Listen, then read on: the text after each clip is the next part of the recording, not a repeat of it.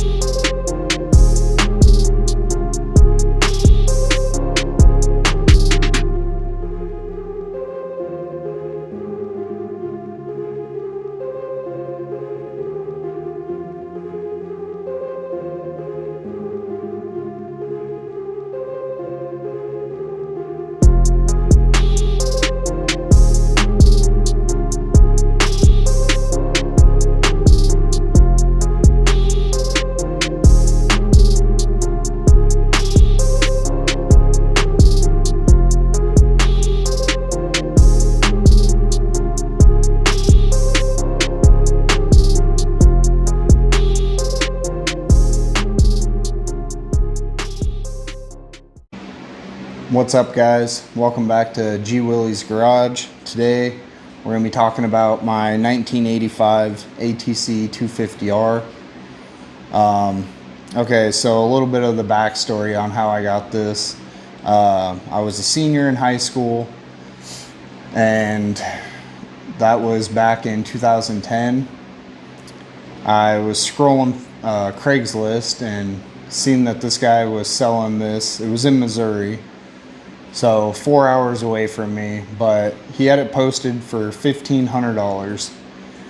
Well, that's, dirt cheap. I mean, even back in 2010, these things were selling for around $3,000. So it was all stock. It had an FMF pipe, but anyways, I messaged the guy, told him I was 4 hours away, and asked him if he would take $1,300 cash for it if I came and got it the next day.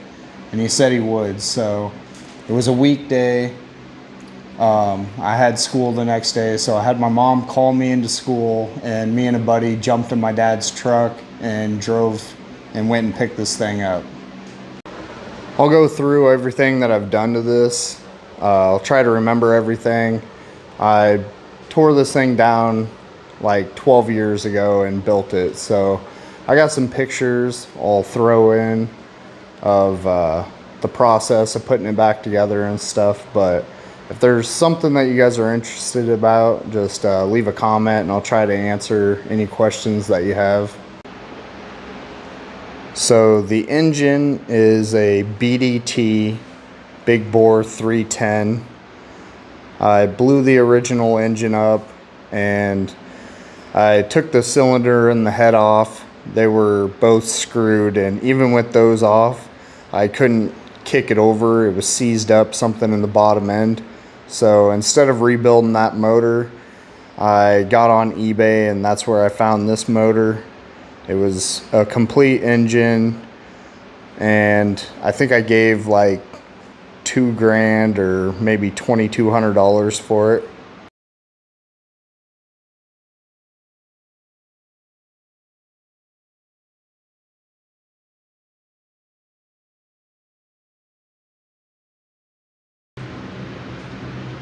It's got a Mikuni, I think it's a 39 millimeter carb with the ESR intake system and the ESR ATC 5 pipe.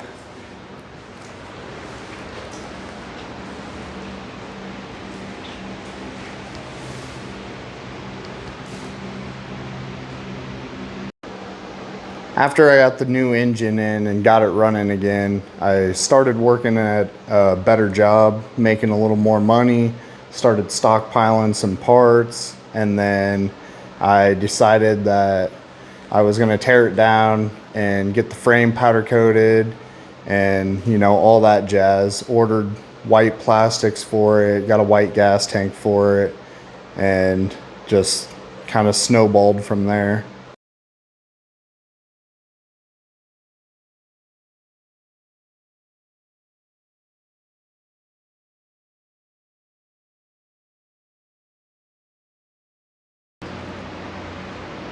Okay, so I obviously tore it all the way down to the frame and took the frame in, got it powder coated and painted some other stuff.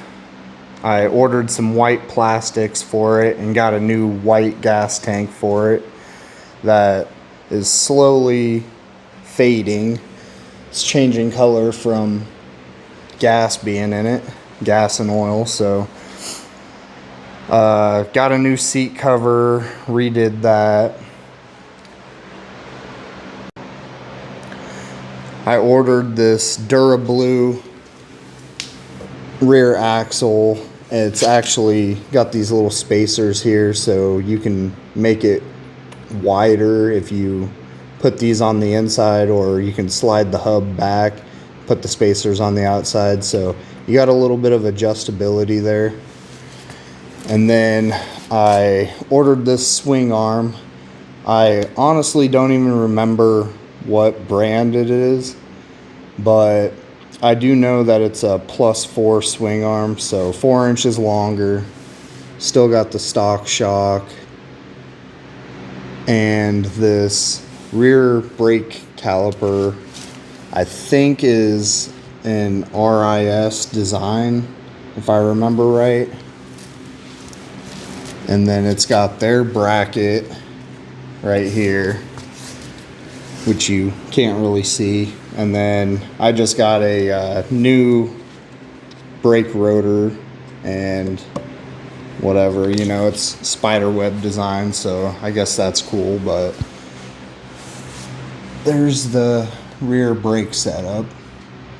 It came with a steel braided line, still got the stock master cylinder. Before I tore it down, the front seals and the front forks were leaking, so I took them to my buddy's dad, who said he could rebuild them, and he told me that they were bent, so that even if he rebuilt them, they were still going to leak oil.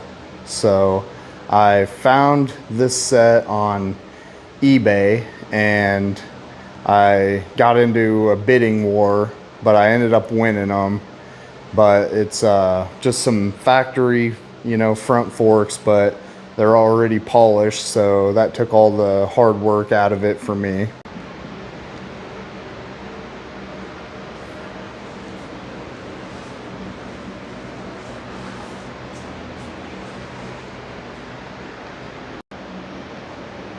After I got it put together, we went riding out in the sand a couple times, and the coolant temp was getting pretty hot, so I got these oversized aluminum radiators. I do not remember what brand they are, but I ordered those. I actually have a temp gauge in here. You can see it in between the little cutout there in the radiator shroud. Just like on my 200X, I took the front brake off to try to clean the front end up a little bit. Took that rotor off. My brother-in-law is a CNC laser programmer. And he's actually got a TRX 250R, so he actually made these for us, and these are pretty badass. This is a custom part. I don't think anybody else has anything like it. He made these custom 250R foot pegs for us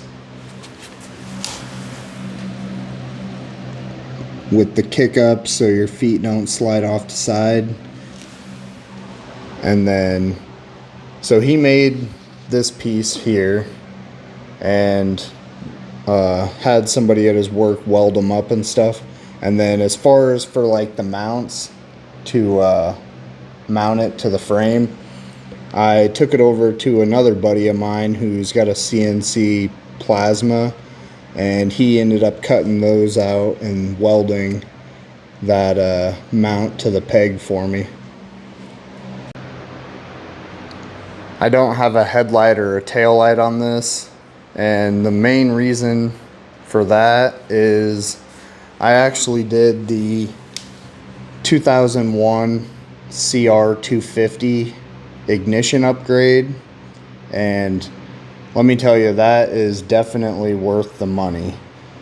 It doesn't kick back near as much. The power band is completely different. It's just a way better setup. So since I don't have headlights, I got rid of that big bulky switch, just put a little kill button switch there and cleaned that up. I think that about covers everything that I've done to this. You know, plastics, new tank, paint, these custom foot pegs, the motor, the exhaust. I mean, there's not much left on this thing that's stock. I would try to get some more riding footage, but unfortunately I went and got some gas today and fired it up for the first time in, I don't know, probably a year. And the seal around my petcock is leaking. I mean, I didn't even have the petcock turned on, and as soon as I dumped gas into it, it started dripping all over the ground, which I got a video. I'll throw that in right here.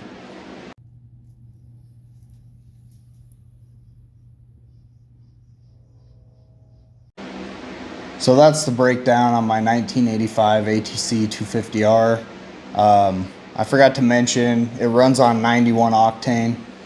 I kept it simple like that. I like the convenience of being able to just go to the pump, get some 91 octane, mix up some oil and dump it in, and then I can ride. You know, I don't gotta wait for a race shop to be open so I can go buy race fuel or anything like that. Yeah. This thing is a ripper. I mean, even on 91 octane, this thing is a monster. Like, I can ride fourth gear wheelies down a gravel road like easy. And I mean, fourth gear is actually the easiest to ride a wheelie because first through third just spin.